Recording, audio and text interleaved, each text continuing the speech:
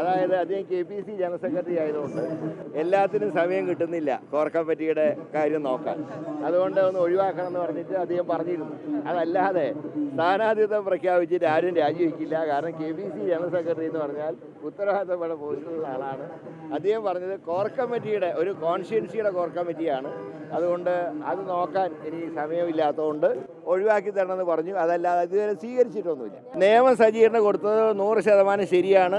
അത് യൂത്ത് കോൺഗ്രസിൻ്റെ ജില്ലാ പ്രസിഡൻ്റാണ്. യുവാക്കൾക്ക് സീറ്റ് കൊടുക്കണമെന്ന് പറയുമ്പോൾ കോർപ്പറേഷനത്തെ വോട്ടറായിട്ടുള്ള യൂത്ത് കോൺഗ്രസ് ജില്ലാ പ്രസിഡന്റ് സീറ്റ് കൊടുക്കണ്ടേ? അത് ഒരുപാട് മർദ്ദനേറ്റിട്ടുള്ള ആളാണ് ഈ നിയമ സജീർ. കഴിഞ്ഞ അസംബ്ലി ഇലക്ഷനിൽ BJPക്കാരെ എന്നെ തടഞ്ഞപ്പോൾ മുമ്പിൽ നിന്ന് അവരെ ഇന്ന് തല്ലു വാങ്ങിയ ആളാണ്, അല്ലെങ്കിൽ എന്നെ തല്ലാനാ വന്നത്. അങ്ങനെ ഒരു ജില്ലാ പാർട്ടിക്ക് വേണ്ടി അധ്വാനിക്കുന്ന ഒരു ചെറുപ്പക്കാരന് സീറ്റ് കൊടുക്കണ്ടെന്ന് ആരെങ്കിലും പറയുമോ? അതുകൊണ്ട് ഇക്കാര്യത്തിൽ പ്രഖ്യാപിച്ച ഒരു സ്ഥാനാർത്ഥിയും മാറുന്ന പ്രശ്നമില്ല. ഞങ്ങൾ എന്തെല്ലാം പ്രതിബന്ധങ്ങളുണ്ടെങ്കിലും അതിനെ തരണം ചെയ്ത് ഞങ്ങൾ മുന്നോട്ട് പോകും. പാർട്ടിക്ക് ചില നിയമങ്ങളൊക്കെ ഉണ്ട്, അതനുസരിച്ച് പാർട്ടി സ്ഥാനാർത്ഥികളെ നിശ്ചയിക്കും. ആരും സ്വന്തം നിലയ്ക്ക് സ്ഥാനാർത്ഥികളെ നിശ്ചയിക്കില്ല. പാർട്ടിയുടെ സ്ഥാനാർത്ഥി ശക്തമായി മുന്നോട്ട് പോകും.